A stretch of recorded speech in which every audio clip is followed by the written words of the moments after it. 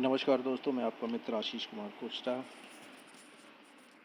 कक्षा 7 NCERT science chapter 1 पादपों में पोषण। सबसे पहले पोषक तत्व क्या है ये हम पढ़ चुके हैं। कार्बोहाइड्रेट, प्रोटीन, वसा, विटामिन, खनिज और जल, ये सभी पोषक तत्व होते हैं जो कि शरीर के लिए आवश्यक होते हैं। सभी सजीवों को भोजन की आवश्यकता होती है। पादप होते हैं जो वो अपना भोजन खुद बनाते हैं और अन्य प्राणी स्वयं भोजन नहीं बनाते हैं बल्कि पादपों पर या अन्य जीवों पर निर्भर रहते हैं।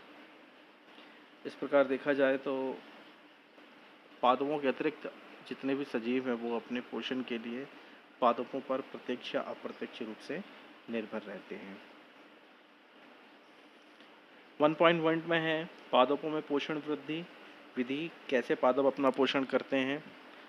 तो पादपों के बारे में एक बेसिक फैक्टर है कि ये केवल ऐसे जीव हैं जो जल, कार्बन डाइऑक्साइड, खनिज की सहायता से अपना भोजन बनाते हैं और ये भोजन प्रकाश संश्लेषण की विधि के द्वारा बनाते हैं।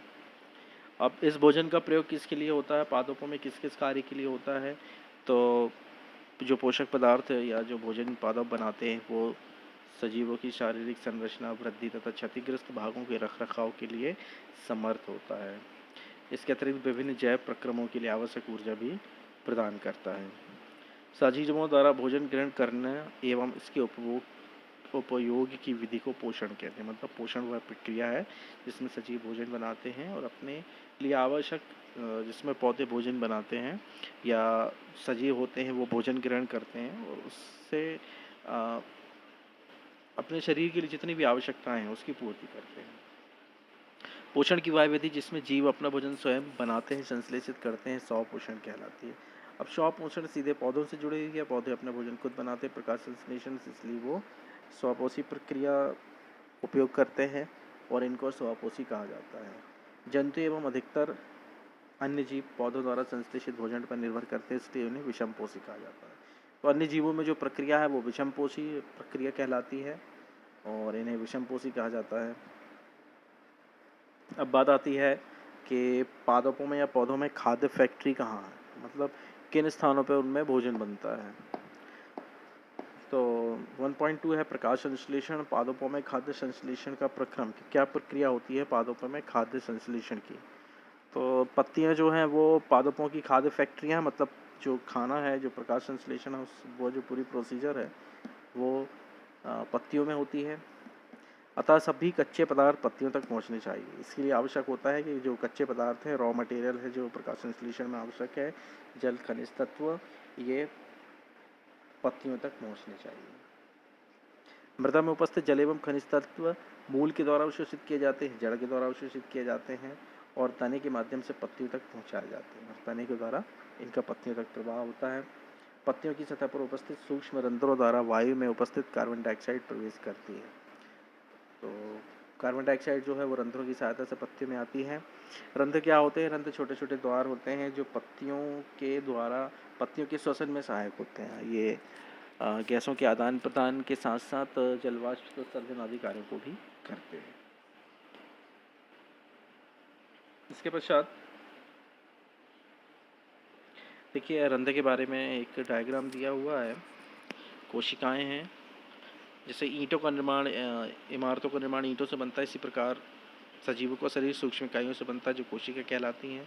और ऐसी कोशिका की एक बाह्य परत संरचना द्वारा घिरी होती है जिसे कोशिका झिल्ली कहते हैं। और कोशिका झिल्ली के अंदर जो कोशिकाएं होती है इसमें केंद्रक स्पष्ट दिखाई देता है और केंद्रक के और कोशिका झिल्ली के बीच में जो पदार्थ होता है उसको कोशिका द्रव्य कहते हैं। ये कोशिकाओं का डायग्राम है। अब हम वापस लौटते हैं। रंध्र के बारे में हमने पढ़ा था। रंध्र वो सूक्ष्म छिद्र होते हैं जो कि गैसीय आदान प्रदान के साथ साथ वाष्पोत्सर्जन की प्रक्रिया भी पौधे के लिए करते हैं। इसके बाद जल एवं खनिज तत्व वाहिकाओं द्वारा, नलियों द्वारा, ये ऊतक होते हैं जाइलम और फ्लोएम जो किसी भी पौधे में खनिज तत्व और पोषक तत्वों का संचरण करते हैं। ये वाहिकाएं नली के समान होती हैं तथा जड़, तना एवं शाखाओं तथा पत्तियों तक फैली रहती हैं। ये वाहिकाएं एक सतत मार्ग का निर्माण करती हैं। इसके लिए हम आगे अध्याय में अध्ययन करेंगे। फिर इसके पश्चात ये बताया जा रहा है कि पत्तियों में एक हरा वर्णक होता है जिसको क्लोरोफिल कहते हैं। क्लोरोफिल सूर्य के प्रकाश में उपस्थित ऊर्जा का संग्रहण करने में पत्ती की सहायता करता है। मतलब सूर्य के प्रकाश की ऊर्जा का पत्तियों में संग्रहण क्लोरोफिल की सहायता से संभव होता है। इस ऊर्जा का उपयोग कार्बन डाइऑक्साइड एवं जल से खाद्य संश्लेषण में होता है, क्योंकि खाद्य संश्लेषण सूर्य के प्रकाश की उपस्थिति में होता है, इसलिए इसे प्रकाश संश्लेषण कहते हैं। तो खाद्य संश्लेषण की प्रक्रिया में कार्बन डाइऑक्साइड, जल और सूर्य के प्रकाश की महत्वपूर्ण भूमिका होती है।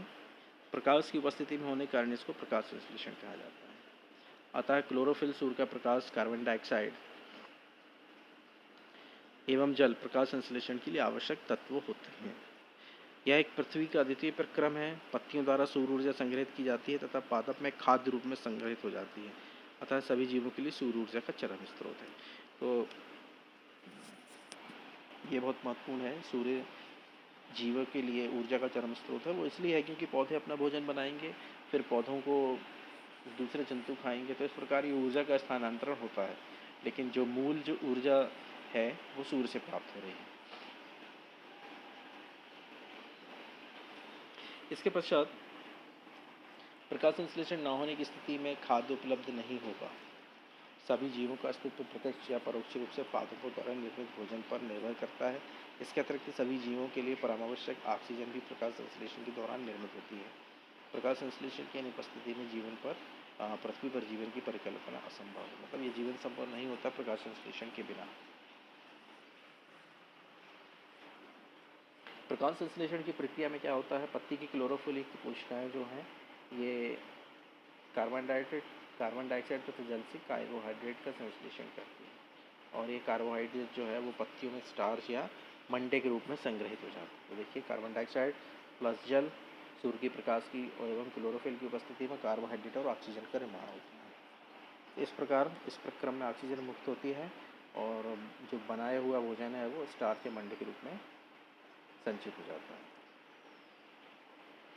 पत्ती में अगर स्टार्च उपस्थित है तो वो प्रकाश संश्लेषण की प्रक्रिया को शो करता है कि हाँ, पौधे द्वारा इसमें भोजन बनाया जाता है।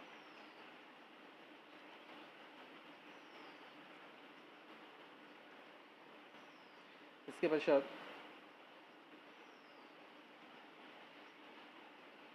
पत्तियों के अतिरिक्त पादपों के दूसरे भागों जैसे कि हरे तने एवं शाखाओं में भी प्रकाश संश्लेषण होता है।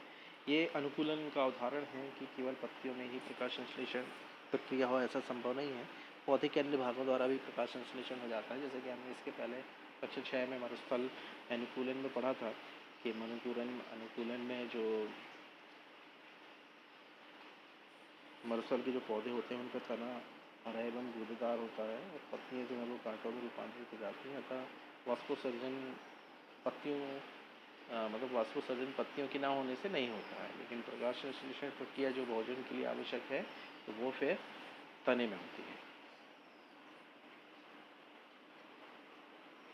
हरी पत्तियों के अतिरिक्त अन्य रंग की उपस्थिति में भी क्लोरोफिल होता है, परंतु इन पत्तियों में उपस्थित लाल, भूरे अथवा अन्य वर्णक क्लोरोफिल के हरे रंग का प्रच्छेदन कर लेते हैं, ढक लेते हैं।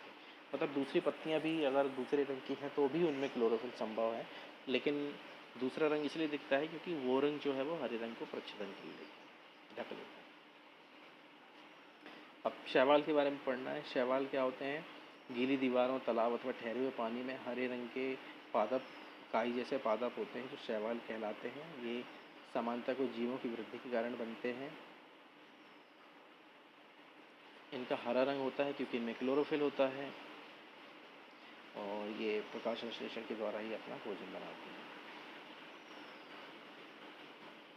इसके पश्चात है पादपों में कार्बोहाइड्रेट के अतिरिक्त अन्य पदार्थों का संश्लेषण। ये कार्बोहाइड्रेट के अतिरिक्त अन्य पदार्थ पादपों में किस प्रकार बनते हैं?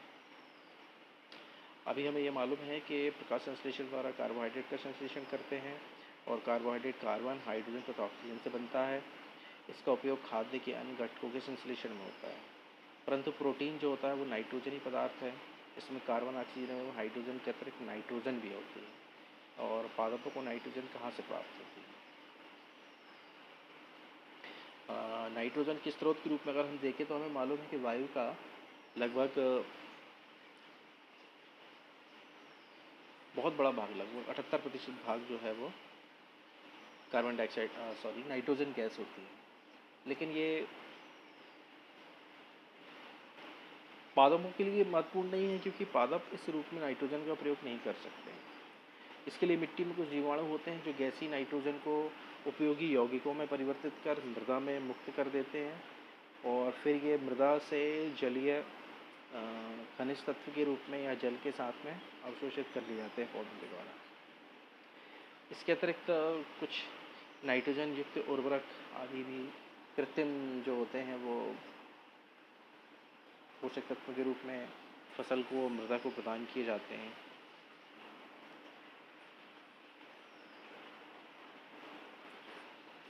अब नेक्स्ट टॉपिक है पादपों में पोषण की अन्य विधियाँ। तो पादप के बारे में अभी हमने ये पढ़ा कि जिनमें क्लोरोफिल उपस्थित है, प्रकाश संश्लेषण की प्रक्रिया से अपना भोजन बना रहे हैं। लेकिन अगर जिन पौधों में पादपों में क्लोरोफिल उपस्थित नहीं है तो उनके द्वारा किस प्रकार पोषण होगा? तो ये अन्य पादपों पर निर्भर रहते हैं, और इनके द्वारा इनकी जो भोजन प्रणाली, इसको विषम पोषी प्रणाली कहा जाता है। इसका सबसे अच्छा उदाहरण अमरबेल है। ये परपोषी कहलाता है।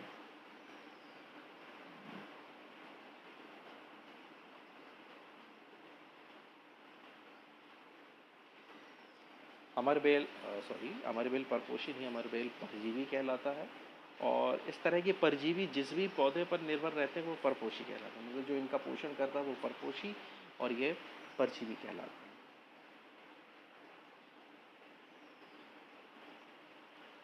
इसके अतिरिक्त कुछ पादप कीटों का भी भक्षण करते हैं। इन्हें घट